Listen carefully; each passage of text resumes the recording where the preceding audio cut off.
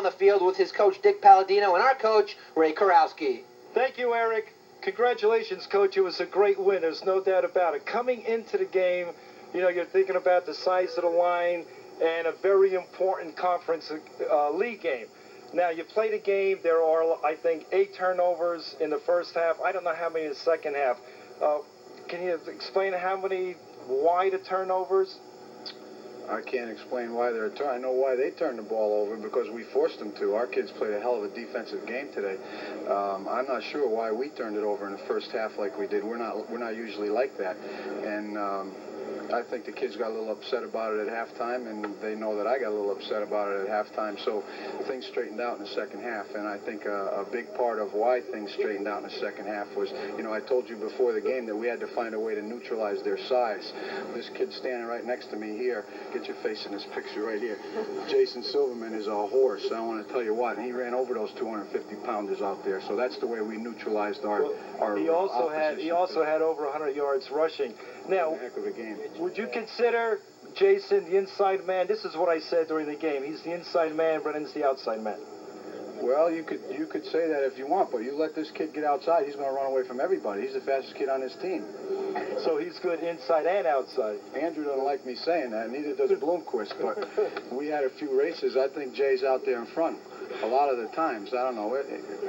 Relax, Brennan, over there. Coach, defensively, you know, I respect your defense. I'm sure your opponents do. The tremendous job. They cover the passes. They cover the run. What is your defensive philosophy? Try not to let them get in the end zone. I don't know.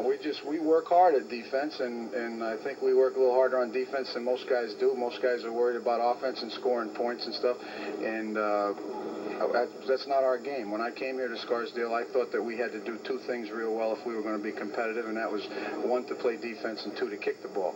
And I think we do a heck of a job in both. Well, a good, solid defense leads teams to championships, and you achieved your goal by not having the opponent score in the end zone. Congratulations. Thank you. Brennan, congratulations to you. Again, most valuable player. You were last year the most valuable player. Now, coming into this game, I know that in a scouting report, you were told that their offensive line and defensive line averages like 240 pounds. Were there any thoughts going through your mind being concerned about this? I don't think so, because every week, you know, we got a small team, and every week we just seem to pound out the big guys and have a lot of technique, so these guys, the little guys, just beat the big guys every week, it seems. Now, this was a big game for you. What do you think was the key to this game?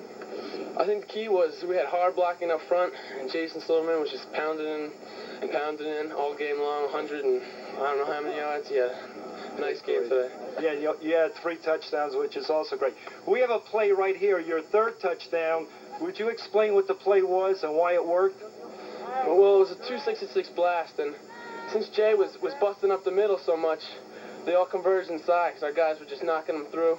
And they all were thinking Jay was going in the middle, so I saw a hole outside, so I took it outside, and there was only 1 guy left. And I made a move there and brought it around the end, and nobody was there. Touchdown. Congratulations.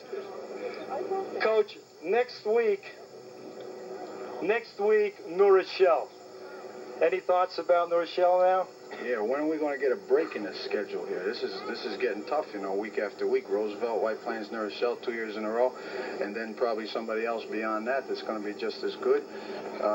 We're just going to do our thing. We're going to play as hard as we can. I think New Rochelle may be if not for us, maybe New Rochelle may be the best team in the section. So that's what things have looked like to us. It's going to be a hell of a football game. You know, everyone knows that it's a tough league, and you have gone to the bowl game. You were undefeated in the league last year. You go into a bowl game, and more or less it's like a downer because the league is so tough. You're fighting and shooting for the league championship.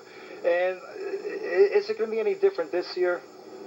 Well, obviously, we hope it's going to be a little different this year, but that's true to some extent. I mean, our thing is to win a league championship, and we've got 4 under our belt, and we're going for number 5.